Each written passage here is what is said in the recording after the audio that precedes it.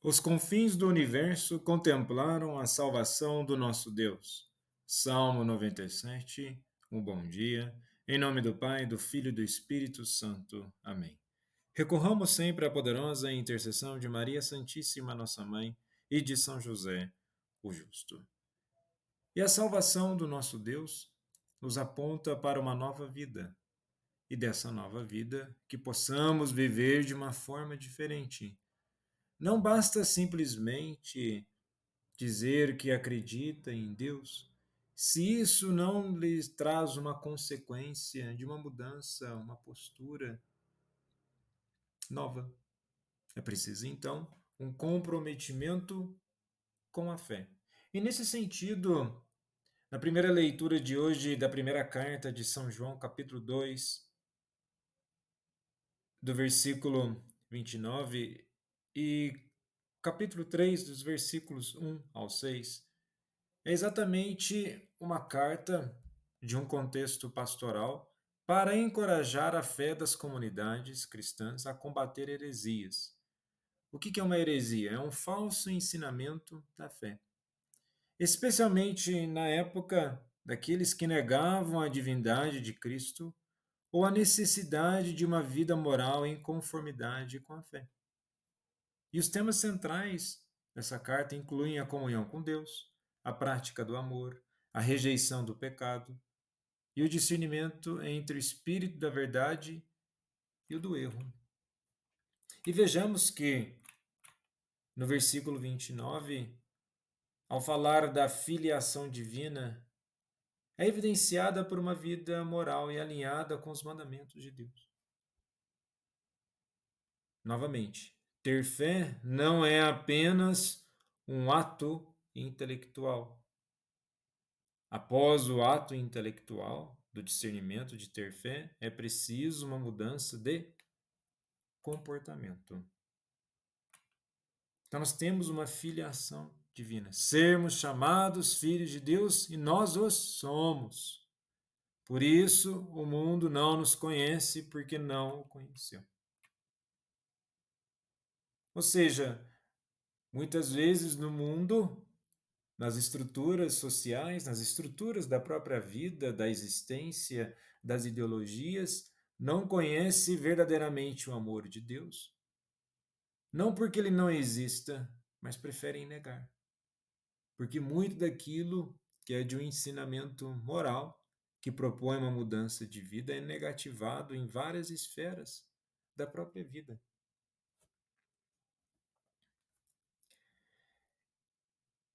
E semelhantemente ao que acontecia na época que essa carta, né, de João é escrita, há uma negação da própria presença de Cristo, ou uma negação do próprio Cristo.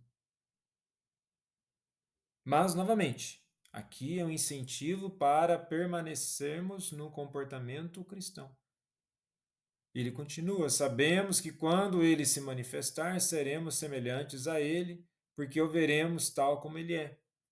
Todo aquele que coloca nele esta esperança purifica-se a si mesmo, como também ele é puro. Ou seja, por mais que tenhamos dificuldade no seguimento do Cristo, por mais que tenhamos as nossas fragilidades, mas se pelo menos nós colocamos a nossa esperança que é possível mudar e superar todas as dificuldades de vida em Cristo, seremos purificados por essa intenção. E encerra: sabeis que ele se manifestou para tirar os pecados, e nele não há pecado. Todo aquele que permanece nele não peca. Ou seja, permanecer em Cristo não quer dizer que tudo vai ser fácil, ou o pecado, ou a vontade de pecar vai faltar ou fugir de nossas vidas. Quer dizer que aquele que permanece em Cristo, por mais que tenha falhas, por mais que tenha dificuldades, mas ele insiste em permanecer na graça, ele vai acertar mais e errar menos. Vai tropeçar menos, pois ele vai se colocar na presença de Cristo, no discernimento do Espírito Santo, para que então tenha uma vida diferente. E ter a vida diferente Não se trata apenas de nos elevar nas alturas espirituais, não está apontando para isso.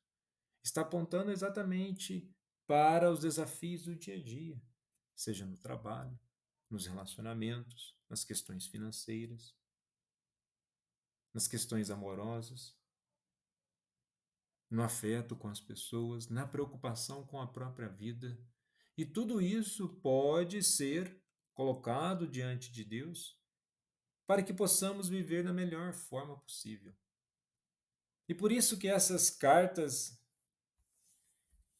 de São João, elas vêm logo no início do ano para nos dar esperança para que possamos, nessa perspectiva de um novo ano, colocar a casa em ordem, se houver essa necessidade. Ou se tudo já vai bem, para que possamos ter esperança e fundamento para que as coisas continuem bem.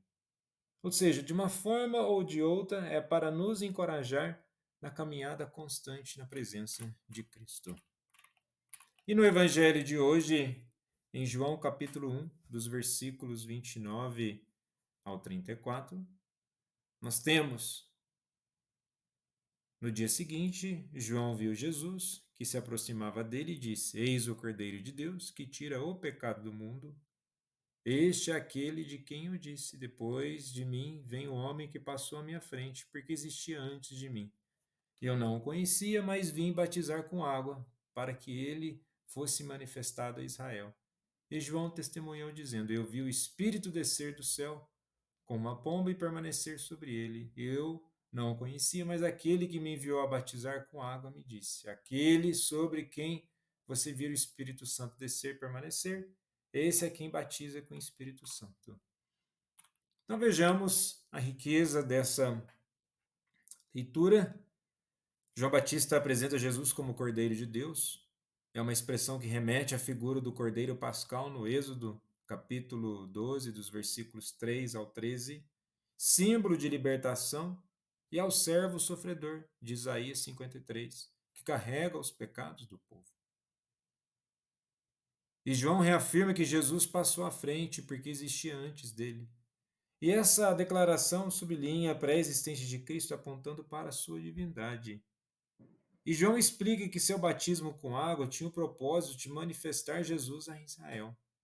Ele não conhecia Jesus no sentido de não ter compreendido plenamente sua identidade messiânica até o momento da revelação. Então João descreve a descida do Espírito Santo como uma pomba sobre Jesus. E essa visão confirma que Jesus é escolhido de Deus, o que batiza com o Espírito Santo. E a expressão permanecer sobre ele sugere uma relação contínua e inseparável entre Jesus e o Espírito. E João conclui com uma declaração solene: Eu vi isso e dou testemunho. Ele é o Filho de Deus. Interessante, Jesus é o Cordeiro de Deus.